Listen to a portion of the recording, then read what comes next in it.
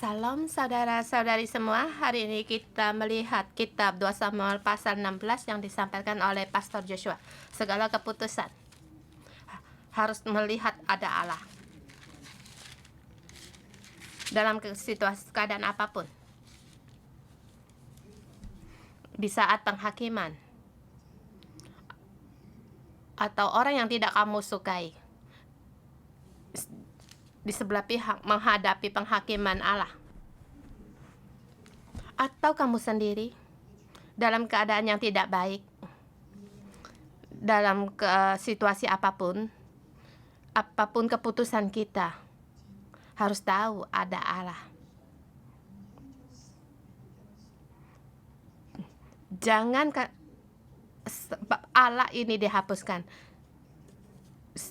di dalam Alkitab pun atau pengajaran dalam Alkitab. Kita harus tahu bahwa Allah lah yang pertama, Dia yang pertama. Segala sesuatu ada Allah yang akhirnya mengambil keputusan, atau dari permula keputusan dari Allah. Allah ada rancangannya sendiri, tetapi kita sebagai manusia kita tidak mengerti akan Allah, tetapi Allah mengerti kita setiap orang. Jadi walaupun Dia pergi, Dia pun memberikan anugerahnya. Saya percaya sebelum Adam dan Hawa berdosa, keselamatan telah dirancangkan.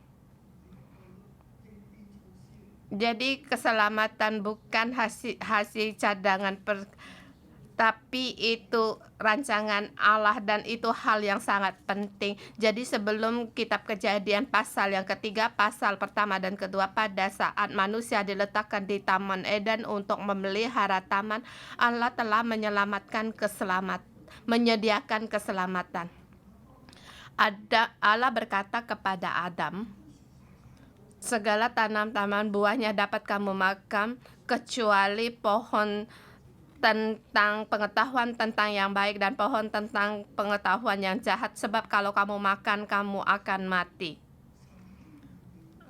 Allah telah menyediakan keselamatan untuk mengatasi kematian. Jadi pada saat Adam berdosa, seharusnya apa keputusan dari Adam? Dia dalam keadaan apapun, dia tidak mengambil keputusan dalam segala hal ada Allah. Demikian juga dengan Hawa. Mereka memilih untuk saling menyalahkan. Mereka tidak melihat Allah yang berkuasa atas segalanya. Boleh dikatakan keputusannya seluruhnya dalam ketakutan dan keputusan saling menyalahkan. Sangat manusiawi. Hari ini kita melihat di kitab 2 Samuel pasal 16, ayat pasal 15 dan 16 pun berkata demikian. Kemarin kita menerangkan pada saat penghakiman datang, setiap keputusan atau pilihan orang menghadapi percobaan. Ada Daud menghadapi percobaan, Absalom menghadapi percobaan, Zadok dan Abiatar pun menghadapi pengujian. Setiap orang pun menghadapi percobaan. Dan hari ini kita melihat percobaan ini ada pada orang lain.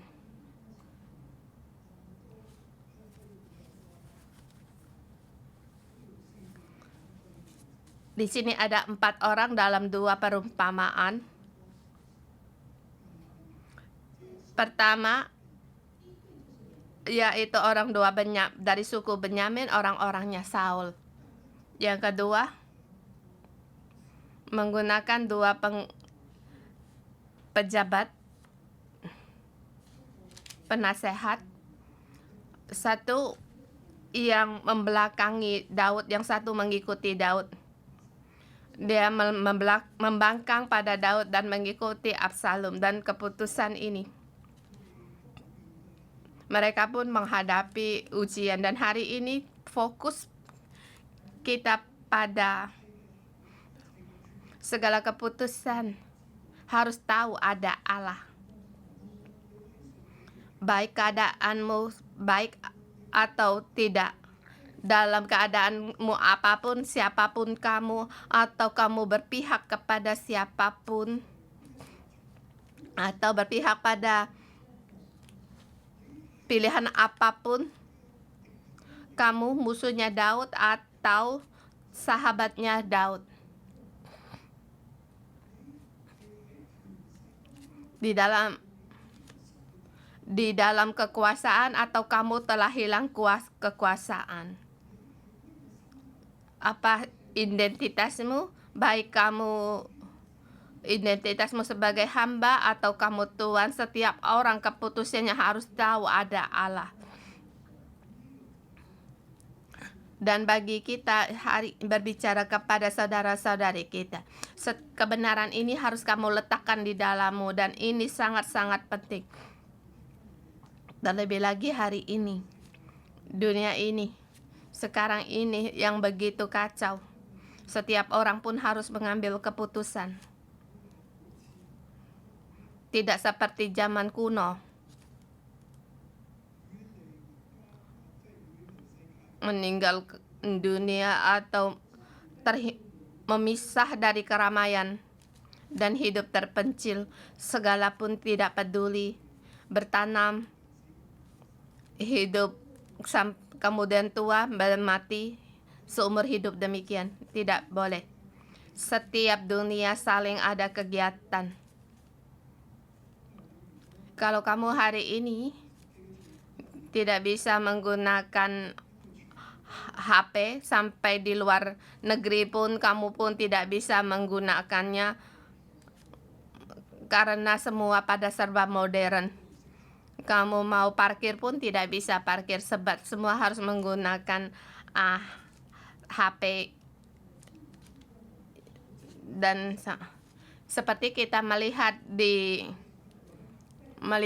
keturunan yang atas, keturunan kita sebelumnya tidak ada televisi, paling dengar radio, sekali diputar udah. Kita generasi kita sebelumnya, para orang tua tidak bisa menyalakan televisi. Kalau kamu punya HP, kamu bisa mengajar dia untuk membuka televisi. Tetapi sekarang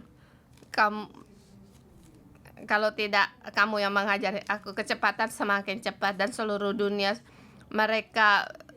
ikatan mereka semakin dalam. Jadi kita setiap orang terpengaruh. Keputusan kita seharusnya bagaimana? Berilah kalian beberapa kata, tahu ada Allah. Sungguh baik kamu sekarang berada di Hong Kong atau memilih untuk pergi dari Hong Kong. Kamu takut tidak punya uang, banyak masalah, keputusanmu harus tahu ada Allah.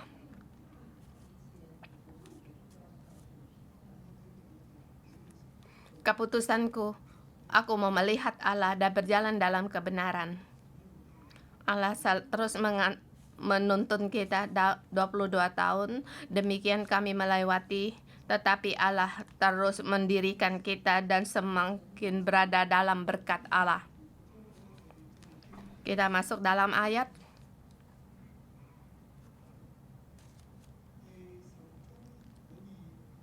pasal 16. Dibagi dalam, tadi saya katakan 4 orang. 4 orang ini setiap keputusan harus tahu, keputusannya harus tahu ada Allah.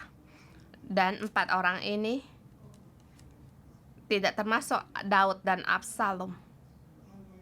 Daud dan Absalom, dan juga harus ada kegiatan dengan orang-orang ini.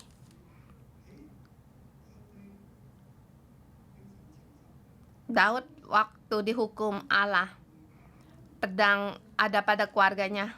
Absalom pun tahu, tetapi dia bangkit untuk memusnahkan Daud. Ini keputusan dia. Dia tidak melihat ada Allah. Dia tidak melihat pada waktu Daud mengaku dosa. Allah memberikan anugerah dan belas kasihan. Allah mengampuni dia. Ia memang dosa. Hukuman dalam dosa harus ia hadapi. Tetapi negaranya dan kedudukan rajanya, Allah tetap mendudukan Daud di situ. Sebab Allah mengampuni dia. Sebab Daud merendahkan diri dan mengaku dosa. Dan Absalom, dia tidak melihat ada Allah. Keputusannya tidak memikirkan bahwa Allah mengampuni Daud dan melihat untuk keuntungan dia sendiri. Sehingga dia terlebih dahulu membunuh Amnon. Kemudian mendesak Daud, mengejar Daud. Dalam proses ini, dalam situasi yang demikian,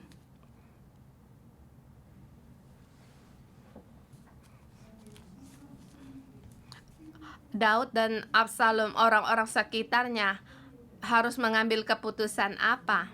Setiap orang pun menghadapi percobaan, dan kita melihat hari ini 2 orang dari sukunya Saul, ayat 16 ayat 1 sampai dengan 4, 5 sampai dengan 14. Pertama yaitu Ziba. Di ayat pertama dikatakan, ketika Daud baru saja melewati puncak, datanglah Ziba, hamba Mephiboset, mendapatkan dia membawa sepasang keledai yang berpelana dengan muatan 200 ketul roti, 100 buah kue kismis, 100 buah-buahan musim panas, dan sebuyung anggur.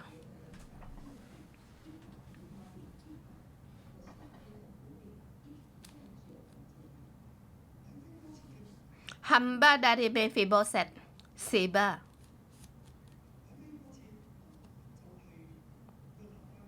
Mephiboset adalah putra dari Yonatan.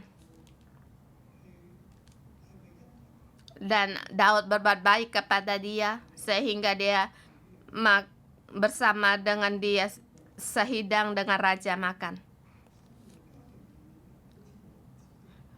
Keluarga Saul masih ada orang seperti pangeran. Dan Daud memerintahkan Ziba, kamu harus melayani Mephiboset. Dan Ziba, dia punya hamba-hamba, dia pun orang yang punya kuasa. Tetapi Daud menyuruh dia untuk melayani Mephiboset, mengurus Mephiboset.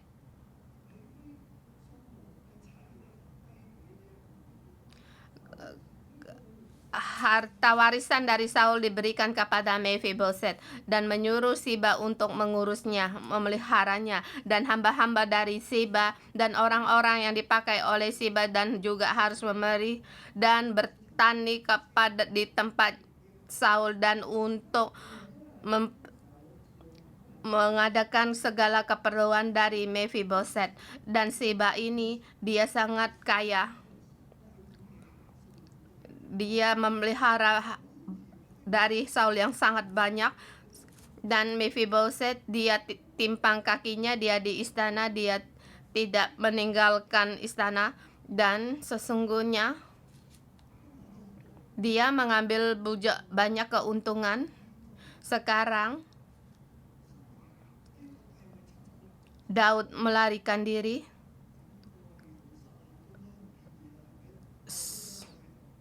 Seluruh Yerusalem pun, mereka pun menangis. Kemarin kita tahu semua pada hati mereka kacau, melarikan diri.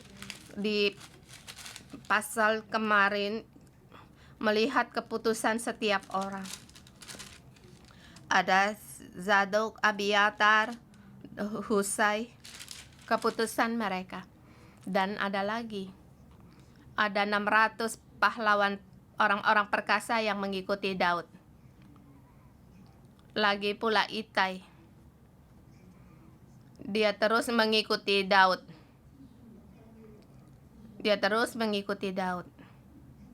Dan sekarang, bagaimana dengan keluarga dari Saul? Keluarga Saul di pasal 16:2 pasal sub kecil ini tercatat dari 2 orang reaksi keputusan dari mereka. Mephiboset tidak keluar,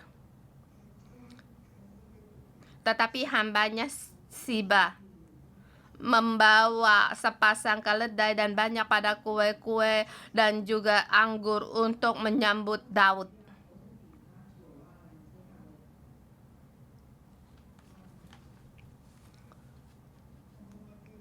Lalu raja bertanya kepadanya, "Apa maksudmu dengan semua ini?" Jawab Ziba, "Keledai-keledai ini bagi keluarga raja untuk ditunggangi, roti dan buah-buahan bagi orang-orangmu yang untuk dimakan, dan anggur ini diminum untuk di padang gurun oleh orang-orang yang sudah lelah. Raja dan orang-orang lelah, mereka bisa minum anggur."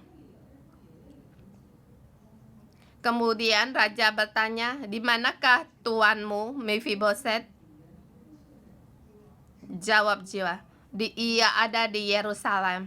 Dan juga katanya, kata memburukkan tuannya. Sebab katanya, "Pada hari ini kaum Israel akan mengembalikan kepadaku kerajaan ayahku." Daud pergi dihukum Allah. Kerajaan ini seharusnya dikembalikan bagi keluarga Saul, dan akulah penerus itu. Siba demikian perkataan ini. Kemudian berkata raja kepada Siba, "Kalau begitu kepunyaanmu lah segala kepunyaan Mephiboset." Raja memerintahkan segala kepunyaan dari Mephiboset semuanya dikasihkan untukmu. Kemudian kata Siba, "Aku tunduk, biarlah kiranya aku tetap mendapat kasih di mata ya Tuanku Raja. Kamu melihat ayat ini, bagaimana kamu mengartikannya? Apa sebenarnya minat dari hati Siba?" Siba bisa diteliti. Dia ingin mendapatkan semua peninggalan keluarga Saul yang segala didapatkan oleh Mephiboset. Dia datang memburuk-burukkan tuannya.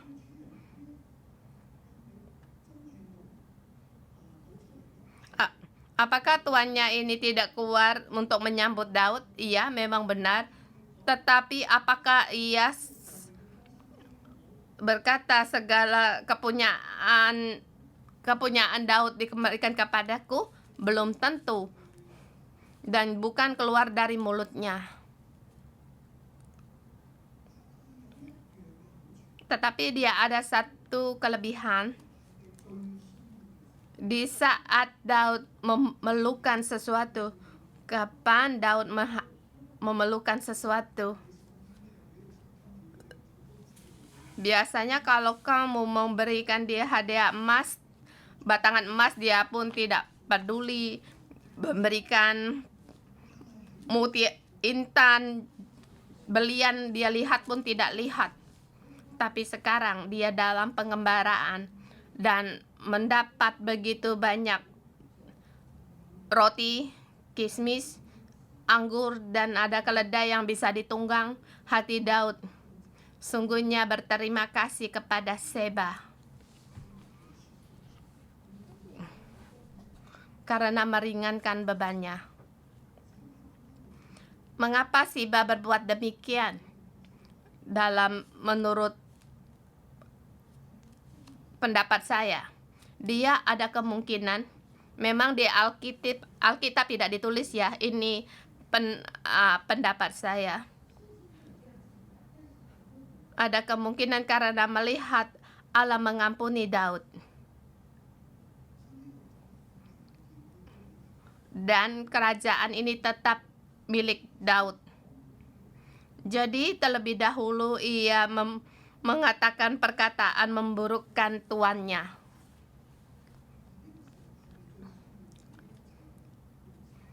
Dan sekarang yang paling Daud perlukan yaitu segala makanan dan minuman. Dia seperti Abigail membawa banyak barang untuk menghadap pada Daud. Pada saat Daud sangat memerlukan di padang gurun, menghindar dari Saul, Abigail berbuat demikian, tidak peduli pada suaminya untuk membawa barang-barang untuk menghadap pada Daud. Dia perlu pada saat Daud memerlukan sesuatu, dia seperti Abigail dan akan memberkati dia dan menerima dia. Orang ini yang diampuni oleh Allah dan kerajaannya akan tetap di situ dan menghadapi Absalom.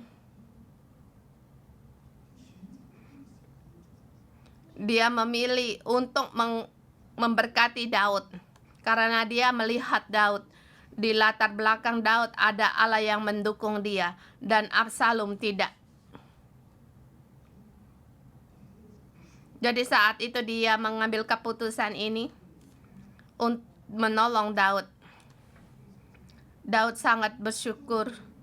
Dan kita melihat orang ini juga punya keegoisan sendiri. Dia bermasalah.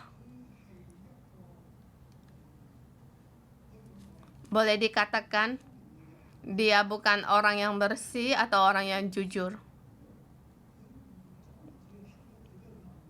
Dia pun seperti sembunyi melakukan ini dan tidak memberitahukan tuannya untuk berbuat demikian, bahkan menjual tuannya untuk perkara ini. Tetapi hanya satu kelebihan dari dia. Dia melihat Daud diberkati oleh Allah. Dia memilih untuk menolong Daud.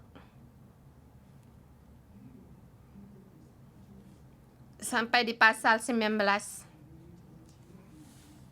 Kita akan kembali melihat Daud kembali menghadapi Mephiboset.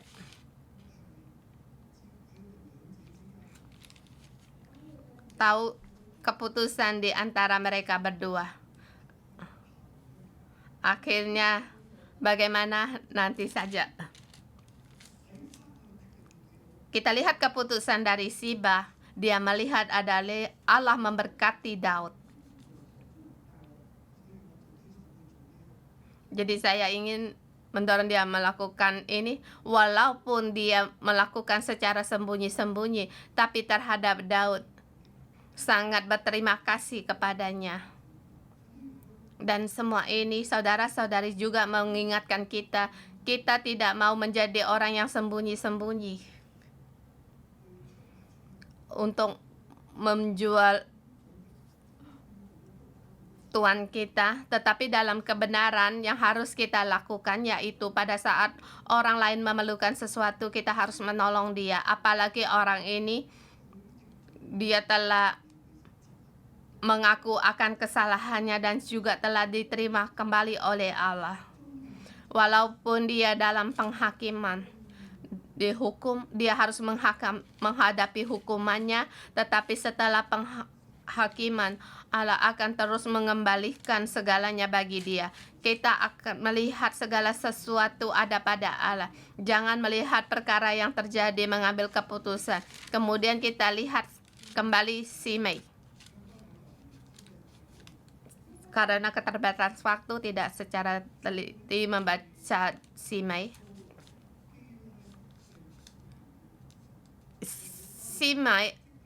Simei adalah kaum keluarga Saul. Ia bernama Simei bin Gera. Dia Yerusalem Timur di Bahurim. Melihat keadaan Daud demikian, dia salah satu keluarga dari Saul. Dia di situ membakar-bakar masalah. Gerutu membalas dendam. Dia tidak melihat ada Allah. Dia tidak melihat, walaupun demikian Daud membawa berkat. Walaupun dalam pengembaraan, tetapi dia ada berkat dan Allah tetap memakai dia. Dan dia terus Raja Israel. Di sini dia membalas dendam. Melihat Daud demikian dalam kesusahan, dia mengejar Daud, melempar dia dengan batu.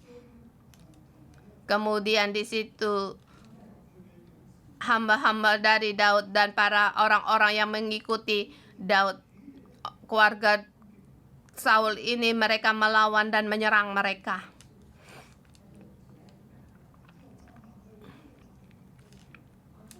Kemudian marah kepada dia, mengutuk dia. Enyalah engkau penumpah darah orang Dursila. Tuhan telah membalas padamu segala darah keluarga Saul yang engkau ganti menjadi raja. Tuhan telah menyerahkan kedudukan raja pada anakmu Absalom. Sesungguhnya engkau sekarang dirundung malang karena engkau seorang penumpah darah. Di situ dia marah. Dan kita lihat bagaimana hati Daud. Dia tidak melawan. Dia membawa dosa untuk terus berjalan. Dia tahu bahwa Allah yang lagi menghukum dia. Seorang dari panglimanya, Abisai, dia marah. Orang ini adalah anjing mati, baiklah aku membunuh dia. Kita lihat di mana hikmat Daud. Saya bagikan dalam 2 poin. Pertama,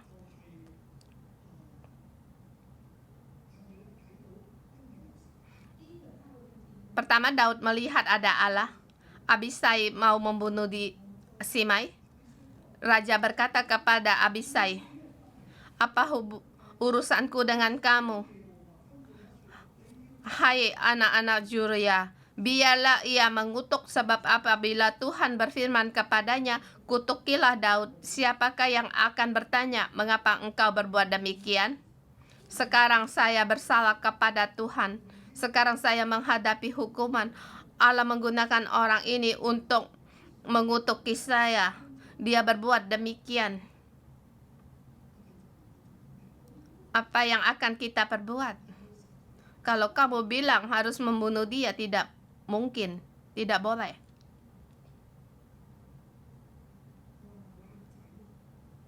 Dikatakan, anakku dalam aku berdosa pun, anak kandungku pun ingin mencabut nyawaku, terlebih lagi orang-orang Benyamin. Biarlah ia mengutuk, sebab Tuhan telah berfirman kepadanya demikian. Saudara-saudari semua, di dalam kesusahan kita harus melihat ada Allah. Dan tanggapan kita, pada saat kamu diserang orang, kamu melihat ada Allah. Dan segala keputusan yang kita ambil, kita harus tahu bahwa ada Allah. Dan juga Simei tidak melihat ada Allah. Dia tidak melihat bahwa Allah telah mengampuni Daud. Dia berdiri sebagai pihak pembalas dendam, menghina pihak lain. Daud dan orang-orang yang mengikuti dia terus berjalan. Simei terus menyerang dia.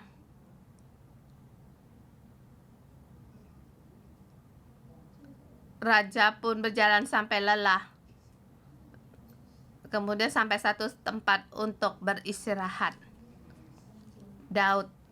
Hatinya Daud menghadapi penghinaan dan serangan dari Simei. Pertama yang ia lihat ada Allah. Itu dari Allah. Dia seharusnya dihukum. Dia menghalangi orang untuk membunuh Simei. Dia adalah seorang raja. Walaupun sekarang dalam pelarian, tapi dia tetap melihat Allah. Dan kedua, saya katakan dia orang yang berhikmat, karena sekarang dalam kesusahan ada orang menyerang dia. Saatnya ia untuk mendapatkan hati rakyat. Dia tidak boleh membunuh rakyat. Dia harus bersabar. Dan Simei, ada orang-orang mengikuti dia. Dan tadi kita lihat Seba juga ada orang mengikuti dia. Di tempat itu, orang yang punya kuasa. Dan bersama-sama dengan orang Yehuda. Dan juga banyak hamba-hambanya. Sehingga Siba dan hamba harus melayani dia. Sama dengan Simei. Jadi Daud tidak berbuat apapun, dia bisa membunuh dia, Abisai bisa membunuh dia, tetapi dia tidak melakukan. Ini kelebihan dari Daud. Dan juga pada saat kamu menghadapi pelarian, yang kamu perlukan adalah orang-orang pertolongan orang dan orang yang mengikutimu seperti Siba. Bukan di saat ini kamu berbuat demikian, aku harus demikian terhadapmu. Apalagi dia melihat ada Allah. Kita lihat di sini ada 2 keluarga dari Saul. Dan kita lihat 2 penasehat bagaimana. Sebagai penasehat kita harus berhati-hati. Ayat 15 sampai dengan 23. Ayat 15. Absalom bersama Ahitofel. Di ayat 23 pun berkata demikian, pada waktu itu nasihat diberikan Ahitofel adalah sama dengan petunjuk yang diminta daripada Allah. Demikianlah dinilai setiap nasihat Ahitofel baik oleh Daud maupun oleh Absalom. Di sini ada 2 penasehat.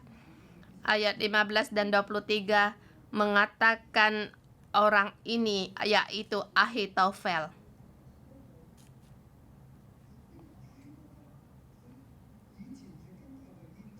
Ahitofel dulu mengikuti Daud, sekarang dia memihak pada Absalom. Dia mengikuti Absalom.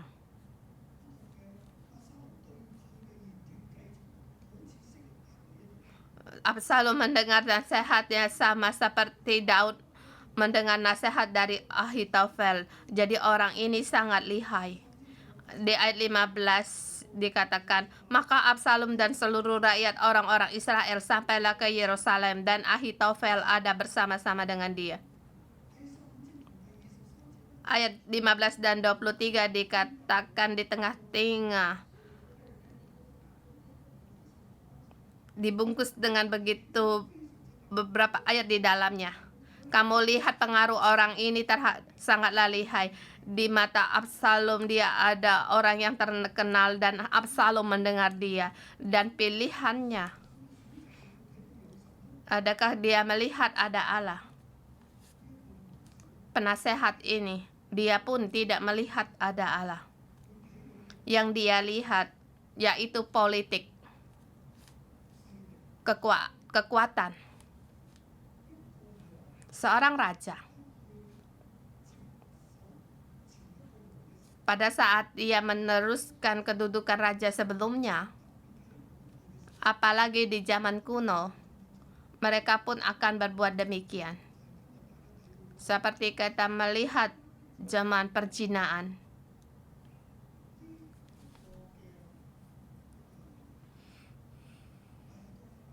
Ahitofel.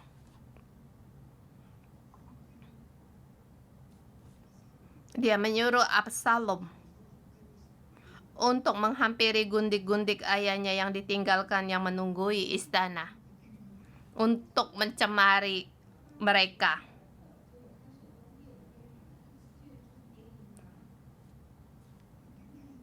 Mengapa dia harus berbuat demikian?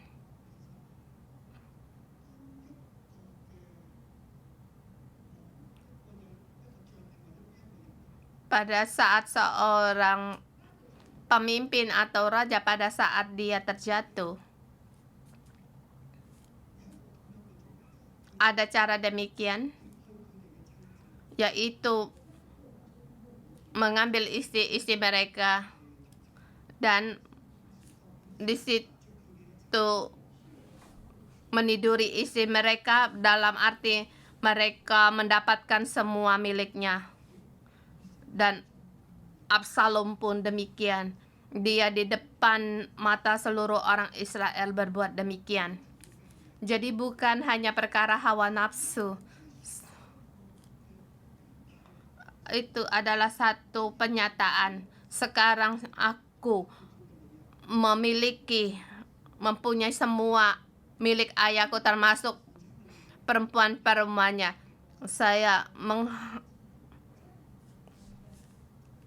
Yaitu Daud.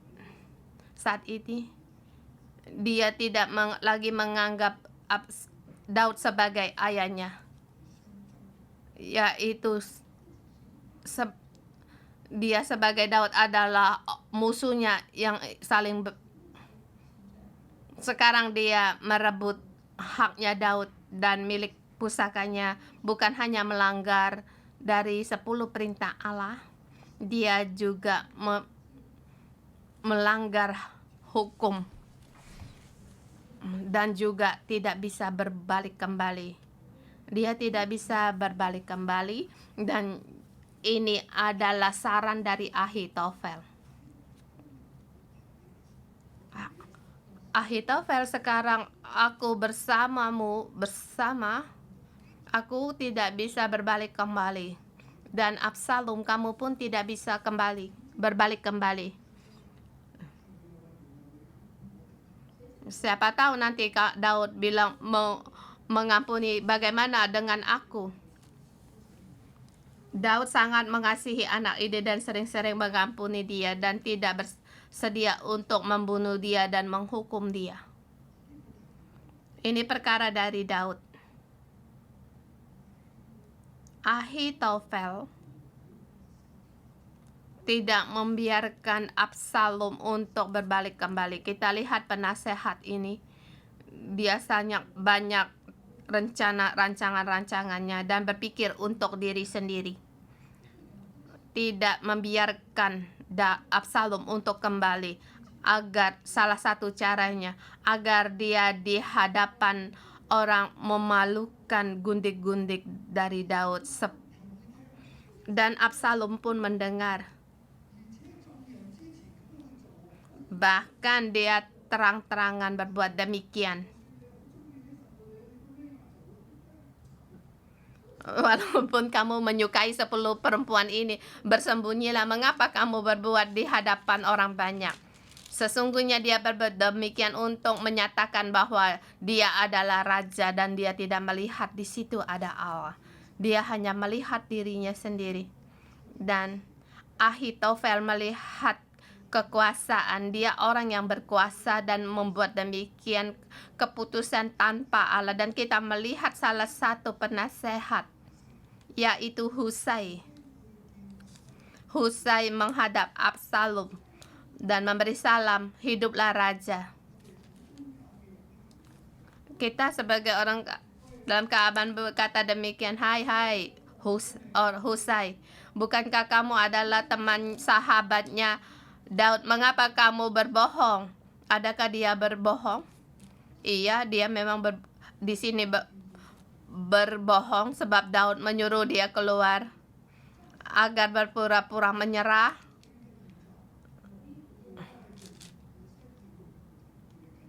Husai menggunakan rancangannya untuk mendapatkan kepercayaan dari Absalom.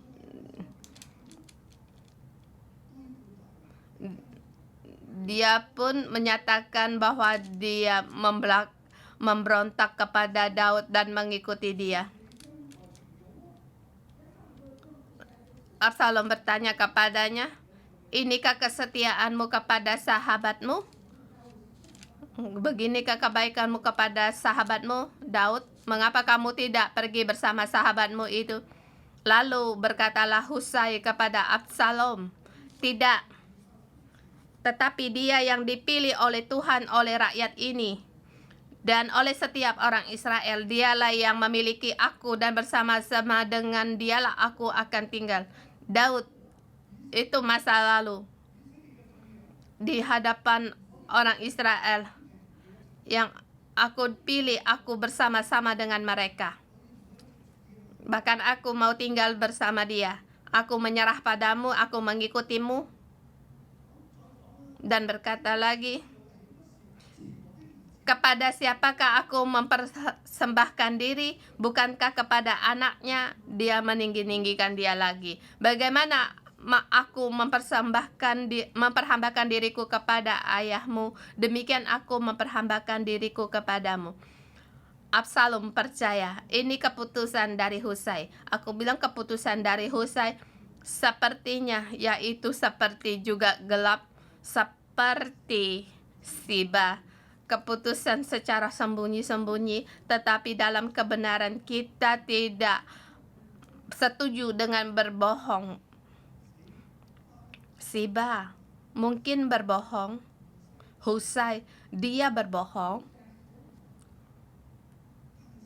tetapi bagaimana Alkitab melihat dia, mengiyahkan dia. Bukan Allah mengiyahkan kamu berbohong. Jadi kamu jangan berpegang pada ayat ini. Husai pun berbohong, aku pun Allah menerima, dan sekarang aku pun berbohong juga boleh.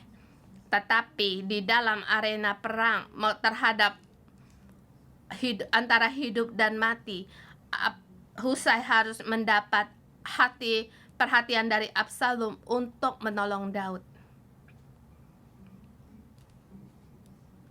Dia di hadapan Absalom hanya demikian. Di sebelah Absalom masih ada Ahitofel, orang yang punya kedudukan dan kuasa. Bagaimana kamu bertanding dengan dia? Absalom melihat dia seperti Allah. Dan maka Husai pun gemetar karena tidak bisa dibandingkan dengan Ahitofel. Tetapi dia tidak melihat semua ini. Yang dia lihat yaitu ada Allah, dan segala keputusannya ada Allah. Dan dia kembali bahwa dia tahu Allah telah mengampuni Daud. Amin. Saudara-saudari semua, kita tidak perlu secara keagamaan. Allah pun tidak suka kalau kita melihat sesuai dengan keagamaan. Tetapi Allah tidak membiarkan kita apapun boleh kita lakukan. Mohon Tuhan untuk tolong kita di dalam kesesakan kita ada hikmat. Tetapi segala keputusan harus melihat ada Allah. Kiranya Tuhan memberkatimu.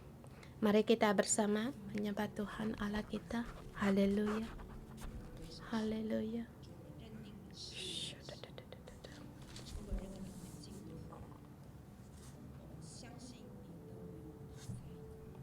Tuhan, Engkau Allah yang menyertai kami.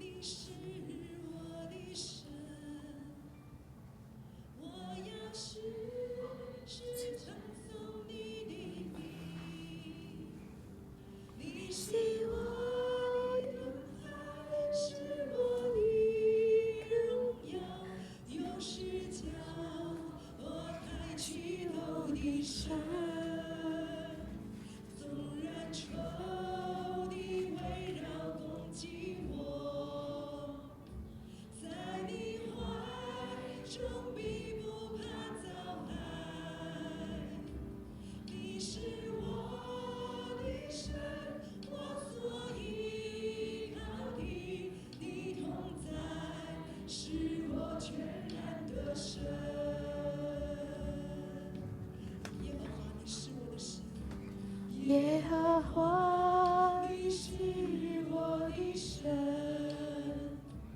我要时时称颂你的名。你是我的盾牌，是我的荣耀，又是叫我抬起头的神。纵然仇敌围绕攻击我，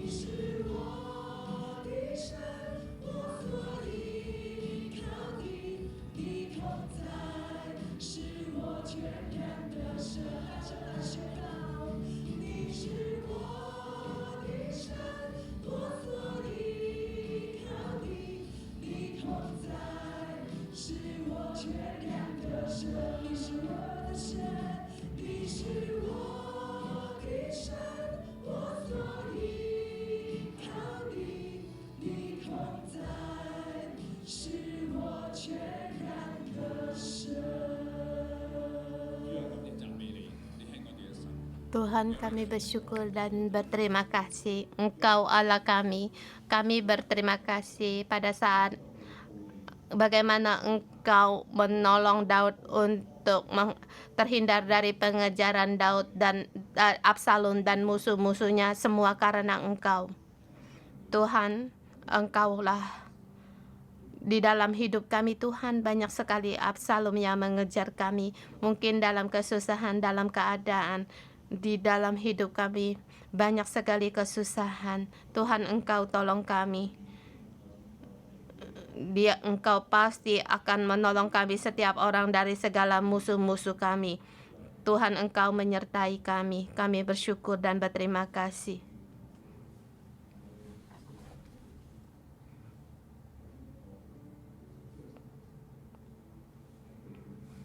Tuhan, kami bersyukur dan berterima kasih. Tuhan, kami berterima kasih pada saudara semua pada saat hidupmu dalam kesusahan, sulit seperti Daud.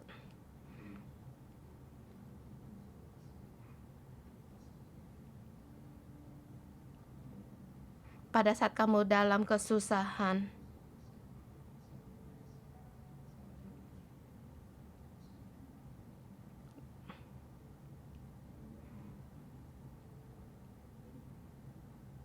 Tuhan ingin menolongmu. Kamu bisa berdiri, walaupun sekarang kesusahan seperti tidak meninggalkan kamu, tapi Allah menyertaimu.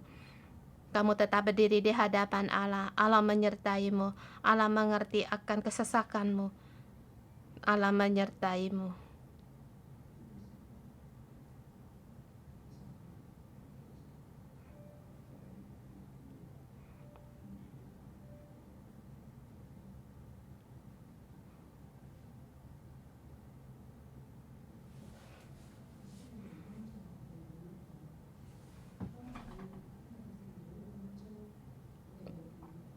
Tuhan, Engkau menolong kami pada saat orang dalam kesusahan, takut, tidak tahu pilihan. Dan juga seperti di gereja ada keluarga yang tidak setuju dan menghalangi. Mengapa kamu percaya Tuhan ini?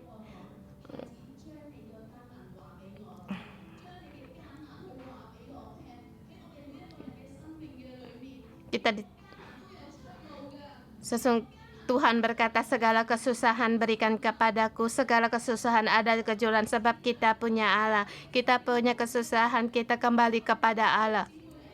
Saudara-saudari semua di hadapan keluarga atau di saat di dalam keluarga mereka belum percaya Yesus, kamu berdoa telah lama, mereka tetap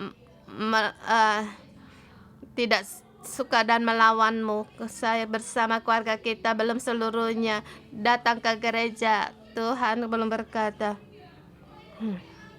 kami sangat sulit.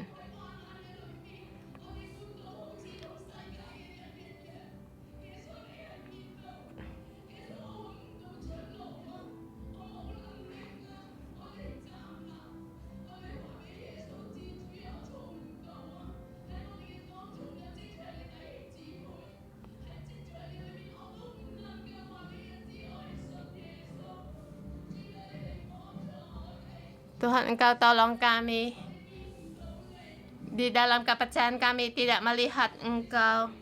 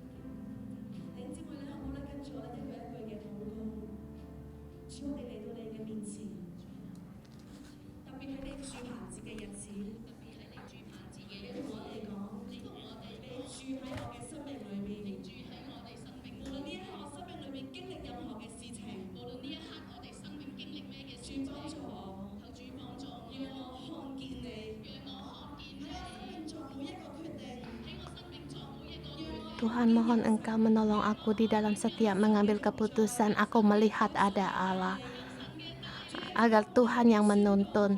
Tuhan, kami deklarasikan, Engkau Allah yang memberkati kami, Engkau Allah yang menolong kami, Engkau Allah yang menyertai kami. Tuhan, kami mau datang di hadapan-Mu untuk memuji Engkau dan mengikuti Engkau, sebab hanya Engkaulah Allah kami.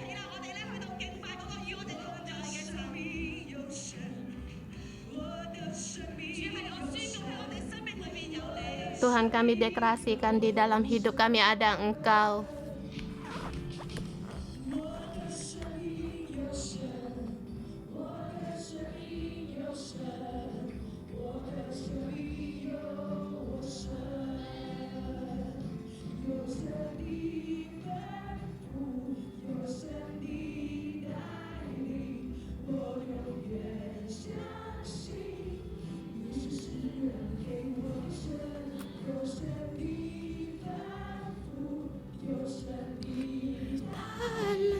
ada Tuhan di dalam hidupku. Oh,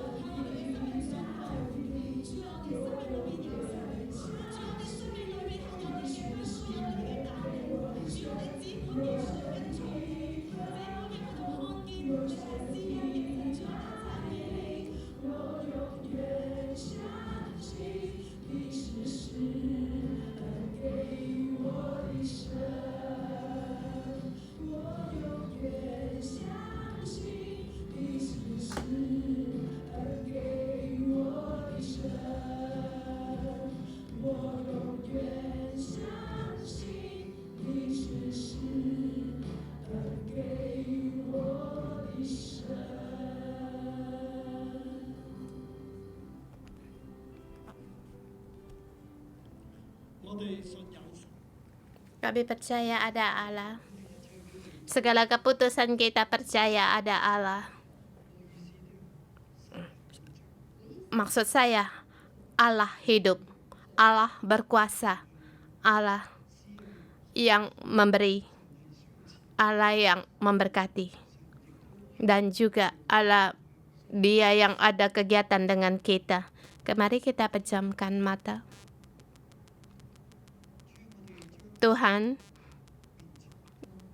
kami di hadapan Engkau.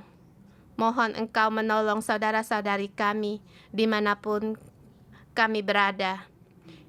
Hidup dalam terang-Mu. Buang segala kegelapan kami, keegoan kami, keegoisan, bahkan punya kedendaman. Hati yang serakah.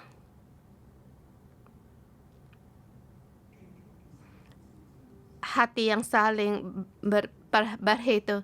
Hati yang selalu membanding-bandingkan iri hati.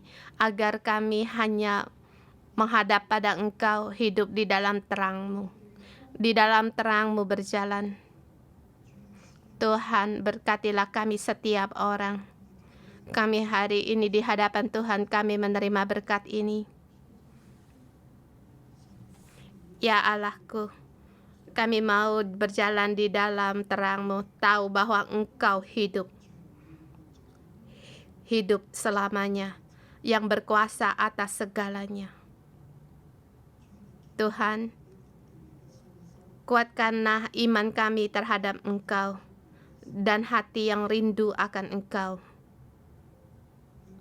Agar saudara-saudari kami semua di bumi ini dalam mengambil keputusan tahu bahwa Allah hidup. Keputusan apapun melihat ada Allah. Tuhan, Engkau tolong kami agar kamu menjadi orang yang diberkati. Aku dalam nama Tuhan Yesus memberkati saudara-saudari semua. Kamu memilih berkat. Jangan memilih untuk kutuk, memilih untuk mengikut Allah, tidak mengikut dunia. Walau kekuasaan dunia, kekuatan dunia seberapa besarnya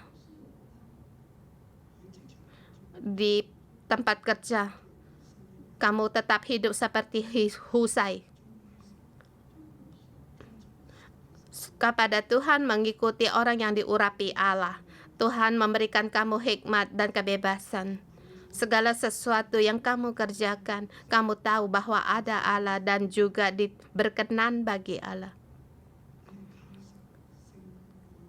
Kamu mengandalkan Allah menang atas segalanya, bahkan mengatasi orang-orang yang lebih berkuasa darimu. Kiranya Tuhan memberkatimu segala pekerjaanmu. Dalam nama Tuhan Yesus Kristus. Amin. Kita puji Tuhan, kita renungan pagi sampai di sini.